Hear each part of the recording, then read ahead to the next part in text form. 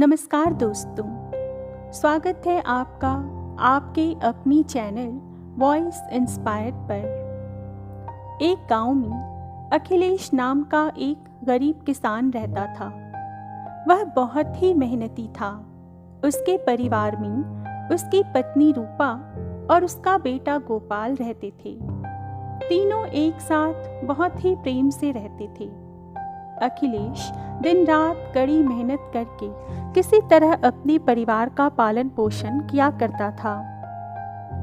एक दिन अखिलेश ने अपनी बेटे गोपाल से कहा, बेटा गोपाल, तुम्हारी माँ किसी काम से बाहर गई हुई है और मैं भी खेतों में बुआई करने जा रहा हूँ, इसीलिए तुम घर पर ही रहना। तुम्हें तो पता है ना कि आजकल गाँव में कितनी चोरियाँ हो रही है। ऐसे में घर को छोड़कर कहीं मत जाना, ठीक है? पिताजी, मैं कहीं नहीं जाऊंगा, आप निश्चिंत रहिए। कड़ी धूप में अखिलेश खेतों की तरफ निकल पड़ा और खेत पर पहुंचते ही उसने बुवाई का काम शुरू कर दिया। चमचमाती धूप में अखिलेश कुदाल से खेतों में गुड़ाई कर ही रहा था कि तभी उसे कुदाल से किसी धातु के टकराने की आवाज सुनाई दी। अखिलेश ने जैसे ही मिट्टी हटाकर देखा तो उसे एक चमचमाता हुआ डिब्बा दिखाई दिया। अखिलेश ने उस डिब्बे को बाहर निकाला और मन में सोचने लगा, अरे वाह, यह कितना चमकीला डिब्बा है। ऊपर से यह कितना चमचम कर रहा है। अंदर तो इसमें जरूर कोई बहुत बड़ा खजाना होगा। और इतना कहकर अखिलेश ने जल्दी जल्दी वह डिब्बा खोल दिया, पर वह यह देखकर निराश हो गया कि उस चमचमाते डिब्बे में कोई खजाना नहीं बल्कि एक सुनहरे जिल्द वाली किताब थी। अखिलेश बहुत निराश हुआ और मन में सोचा, कोई खजाना होता तो जन्म जन्म की गरीबी मिटती। यह किताब भला मुझ अनपढ़ के किस काम की।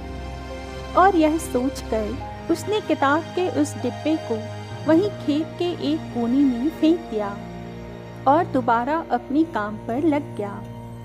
थोड़ी देर बाद अखिलेश का बेटा गोपाल अपने पिता के लिए खाना लेकर आया। अखिलेश ने बेटे को देखकर कहा, बेटा, आ गया तू? तेरी माँ घर पर आ गई थी ना? गोपाल बोला, हाँ पिताजी, माँ तो कब का घर आ गई थी। आप अब चलिए और मुंह हाथ धोकर खाना खा लीजिए। अखिलेश ने मिट्टी लगे अपनी हाथ और मुंह को अच्छे से धोया और पेड़ के नीचे खाना खाने के लिए बैठ गया। मुंह में एक निवाला डालते ही उसके मुंह से निकला, अरे वाह, आज तो खाना खाने में बहुत ही अच्छा लग रहा है। गोपाल बोला, हाँ पिताजी, माँ ने आज बहुत ही स्वादिष्ट खाना बनाया है। खाना वाकई में बहुत ही स्वादिष्ट बना था। अखिलेश बहुत स्वाद ले लेकर खाना खा रहा था और गोपाल से बात भी करता जा रहा था। तभी गोपाल की नज़र खेत के कोने में पड़ी और सूरज के किरणों से चमचमाते हुए उस सुनहरे डिब्बे पर पड़ी। उसने भी आश्चर्य से पूछा, अरे पिताजी, वह कोने में क्या चमक रहा है? और अखिलेश के जवाब देने के पहले ही वह दौड़कर डिब्बा उठाकर भी ले आया। खोलकर देखा तो उसमें एक मोटी सी किताब थी। उसने जिज्ञासा से पिता से पूछा, यह किताब कैसी है पिताजी? क्या आप खेत में पढ़ाई भी करते हैं? अखिलेश खिलखिलाता हुआ बोला, अरे नहीं नहीं बेटा, मैं क्या अब इस उम्र में पढ़ाई वढ़ाई करूँगा। यह किताब तो मुझे खेत में बुवाई करते वक्त जमीन के नीचे से मिली। गोपाल बोला, अच्छा, लाइए तो दिखाइए मुझे, मैं भी देखूं कैसी किताब है। अखिलेश ने भी गोपाल के साथ हामी भरते हुए कहा, हाँ हाँ बेटा, देख तो जरा, इस किताब में आखिर ऐसा क्या है जो इसे किसी ने जमीन में गाड़ दिया है। तभी गोपाल आश्चर्य से बोला, अरे पिताजी, इस किताब पर तो कुछ भी लिखा ही नहीं है। यह तो बिल्कुल ही कोरी किताब है। अखिलेश ने भी उसे आश्चर्य से देखा और बोला, अच्छा, खाली है? गोपाल बोला, हाँ पिताजी, पर फिर भी इसे मैं रख लेता हूँ, यह मेरे काम आएगी। गोपाल ने भी कह दिया, ठीक है, तुम ही रख लो। वैसे भी किताबें आजकल बहुत महंगी हो गई हैं, पता नहीं कब यह गरीबी दूर होगी। और इतना कहकर अखिलेश फिर से खेतों के कामों में लग गया।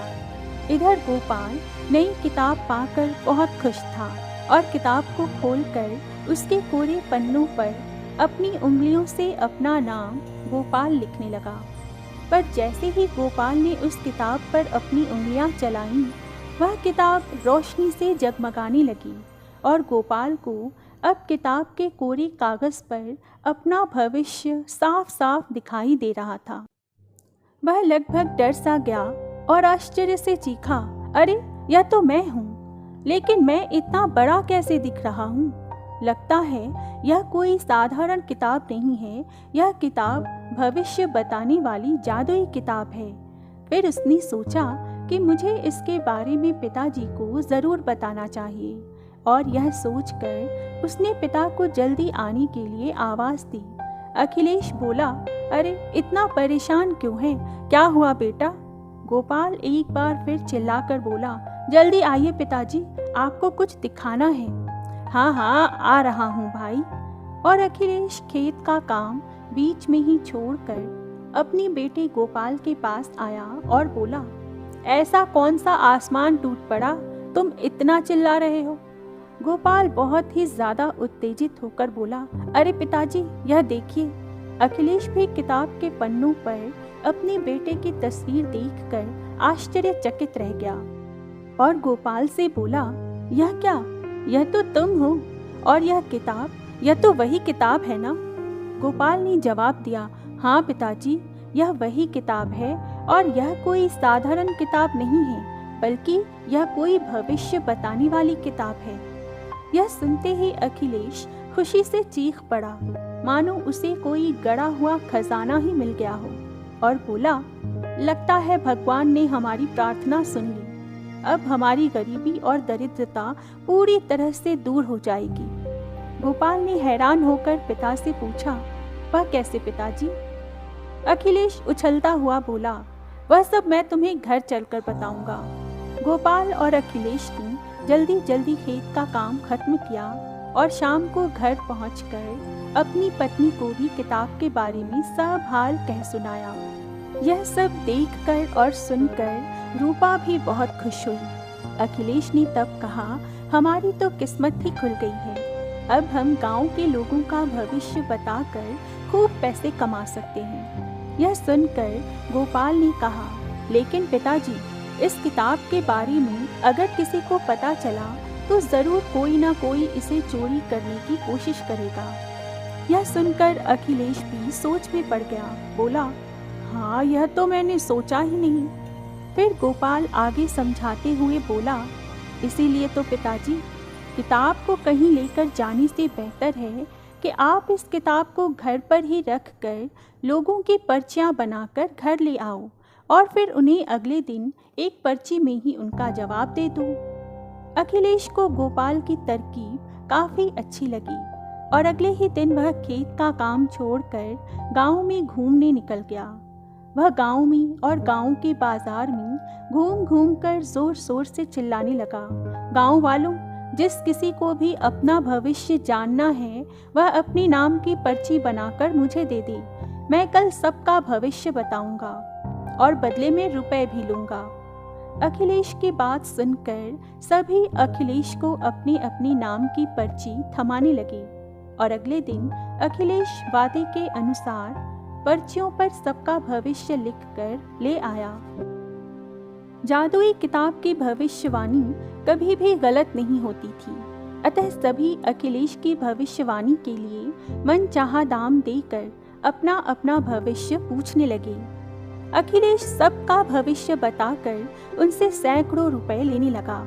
अखिलेश जादुई किताब में सबका भविष्य देखकर उन्हें किसी अनहोनी से आगाह कर देता, जिसकी वजह से अखिलेश पर गांव वालों का विश्वास काफ़ी बढ़ गया और सभी उसकी काफ़ी तारीफ भी करने लगे। एक दिन गांव का ही एक लड़का लखन अखिलेश के पास आया और बोला, अखिलेश भैया, आप तो सबका भविष्य देखते हैं, होने वाली घटनाओं को पहले ही बता देते हैं। मेरा भी भविष्य देखिए ना, क्या होने वाला है मेरे जीवन का। अखिलेश बोला, अरे क्यों नहीं लखन, एक काम करो, अपनी नाम की पर्ची बनाकर तुम मुझे दे दो। मैं तुम्हें कल इसी समय पर तुम्हारा भविष्य बताऊंगा। लखन ने ऐसा ही किया और अपनी नाम की पर्ची बनाकर अखिलेश को दे दिया। घर जाकर हर रोज की ही तरह अखिलेश ने जादुई किताब पर सब पर्चियों का भविष्य देखकर पर्चियों पर लिखना शुरू कर दिया। आखिर में उसने जादुई किताब पर लखन का नाम लिखा और उसका भविष्य देखने लगा। जादुई किताब में अखिलेश ने देखा कि लखन को एक व्यापारी बहुत सारा धन देने वाला है। इतना देखते ही अखिलेश के मन में लालच पैदा हो गया और उसने आधा भविष्य देखकर ही किताब को बंद कर दिया तथा लखन के बदले वह धन को खुद हड़प लेने की योजनाएं बनाने लगा।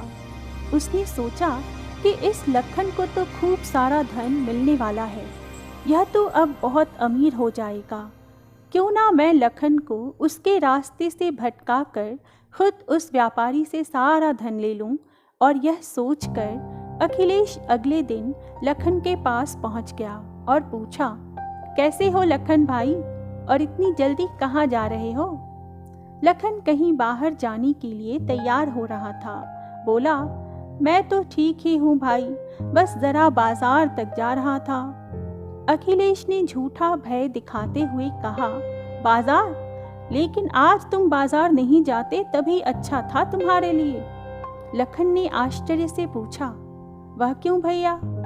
अखिलेश बोला, मैंने कल तुम्हारा भविष्य देखा था। आज तुम्हारे ऊपर कुछ संकट आया है, इसीलिए आज तुम घर पर ही रहो तो तुम्हारे लिए बेहतर होगा। लखन ने हैरानी से पूछा, क्या आप सच कह रहे हैं? फिर तुरंत उसे लगा कि अखिलेश भैया की भविष्यवाणी तो आज तक कभी गलत साबित ही नहीं हुई है। अतः बोला, अगर आप कह रहे हैं तो सच ही होगा, मुझे घर पर ही रहना चाहिए। और इतना कहकर लखन अपने घर लौट गया। लखन को घर पर रुकवा कर अखिलेश पैसों के लालच में स्वयं बाजार की तरफ चला गया। बाजार पहुंचते ही अखिलेश को अपना एक व्यापारी मित्र मिल गया जो बहुत ही घबराया हुआ और जल्दीबाजी में लग रहा था। अखिलेश को देखते ही उसने उसे पैसों से भरा एक बड़ा बैग थमा दिया और बोला, अरे अखिलेश भैया, अच्छा हुआ भैया जो तुम मुझे मिल गए। क्या तुम मेरा यह बैग कुछ दिनों के लिए अपने पास रख सकते हो? मैं कुछ दिनों के लिए विदेश जा रहा हूँ और मैं ऐसे ही किसी पर भी तो भरोसा नहीं कर सकता। तो क्या मेरे वापस आने तक तुम मेरे बैग का ध्यान रख लोगे? अखिलेश ने मन में सोचा, वाह, मैं इसके बैग को लेकर बहुत अमीर हो जाऊंगा और इसके वापस आने तक अपना घर भी बदल लूंगा, जिससे यह मुझे दोबारा कभी ढूंढ ही नहीं पाएगा। अरे भैया, कहाँ खो गए? जल्दी बताओ, संभाल लोगे ना तुम मेरा बैग? व्यापारी मित्र ने उसे ख्यालों से जगाते हुए कहा। अखिलेश बोला, अरे हाँ हाँ, क्यों नहीं दोस्त, तुम निश्चिंत होकर विदेश जाओ, मैं इस बैग का अच्छे से ध्यान रखूंगा। और इतना कहकर अखिलेश ने उस व्यापारी से बैग ले लिया। बैग देते ही वह व्यापारी वहां से रफू चक्कर हो गया। व्यापारी के जाते ही वहां पुलिस की एक गाड़ी आई। अखिलेश के हाथों में बैग देखकर पुलिस ने उसे जोर से पकड़ लिया और बोले, आखिर तुम पकड़े गए, अब तो तुम्हारी खैर नहीं। और इतना कहते ही पुलिस ने अखिलेश को खूब मारा और उसे कुछ बोलने तक का मौका नहीं दिया। यह सब कुछ इतनी जल्दी हुआ कि अखिलेश को अभी तक कुछ भी समझ में नहीं आया कि आखिर हो क्या रहा था। पुलिस ने अखिलेश को चोरी और लूट के आरोप में जेल में डाल दिया। जेल में बैठकर अब अखिलेश को यह समझ में आ गया था कि वह पैसों से भरा बैग वास्तव में चोरी का था और उसके व्यापारी मित्र ने उसे धोखा दिया था। अखिलेश को अब अपने किए पर बहुत पछतावा हो रहा था। तो दोस्तों, आज की कहानी यहीं समाप्त होती है। आगे और भी ऐसी कहानियाँ सुनते रहने के लिए प्लीज़ मेरे चैनल को सब्सक्राइब करें और मेरे वीडियोस को लाइक और शेयर करना बिल्कुल ना भूलें। मैं फिर आऊँगी एक नई कहानी के साथ। तब तक के लिए नमस्कार। आपका दिन शुभ हो।